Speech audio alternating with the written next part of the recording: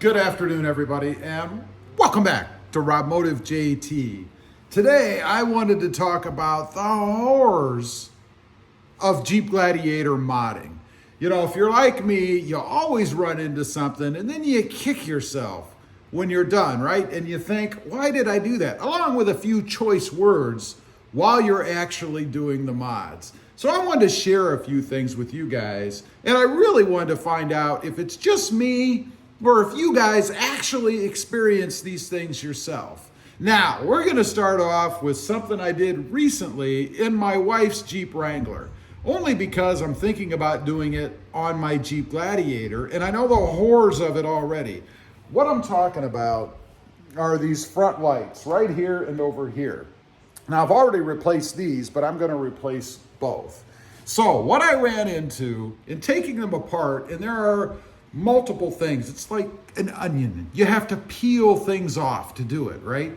There's a bracket inside. It fits across, and then there's this little arm. It comes out this way. It's a metal piece with a hole in it with a threaded insert that you screw in this bracket with, right?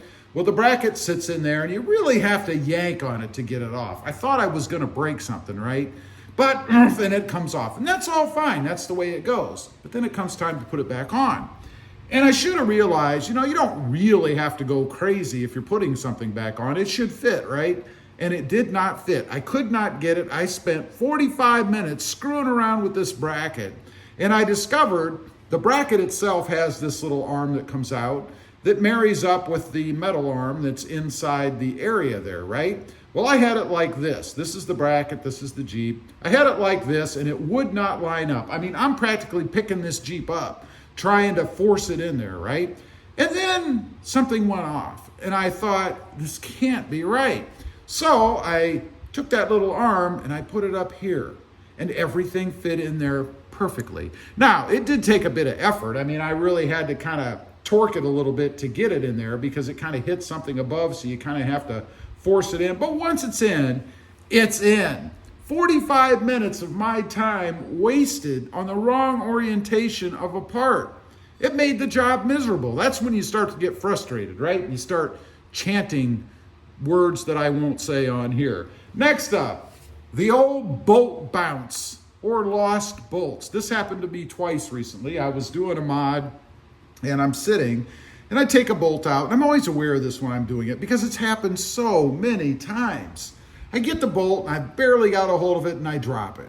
Well, I'm kind of in a bad angle, kind of looking in under something or whatever, and I hear it hit the ground and I pay attention as soon as I realize I've dropped it, trying to locate where it's bouncing, right?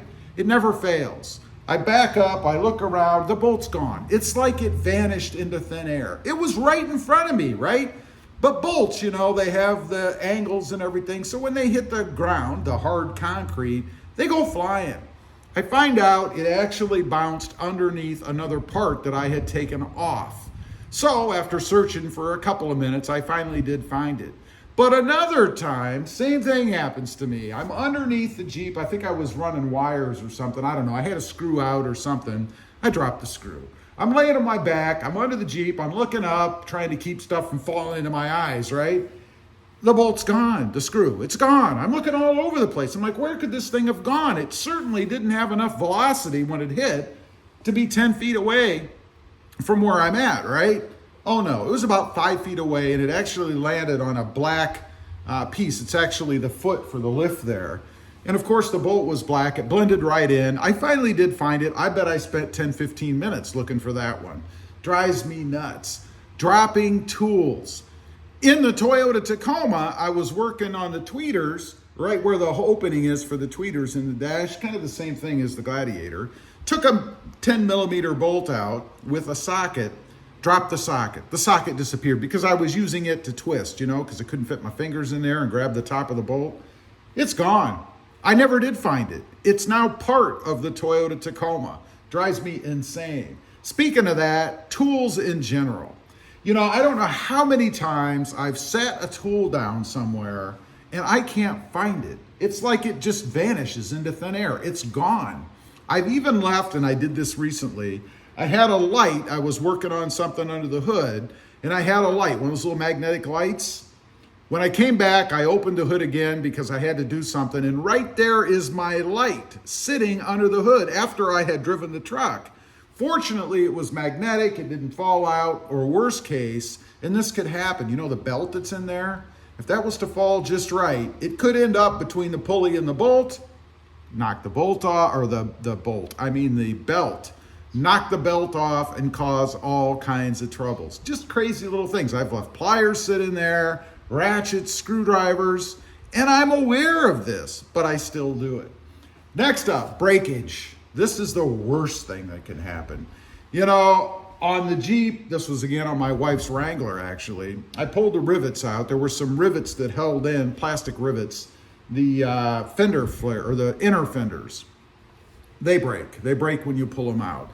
Now, you have to. There's no choice. It's a rivet, right? A plastic rivet. When you pull it out, there's no way to put it back in and pull that little tongue out, which activates the rivet part, if you will.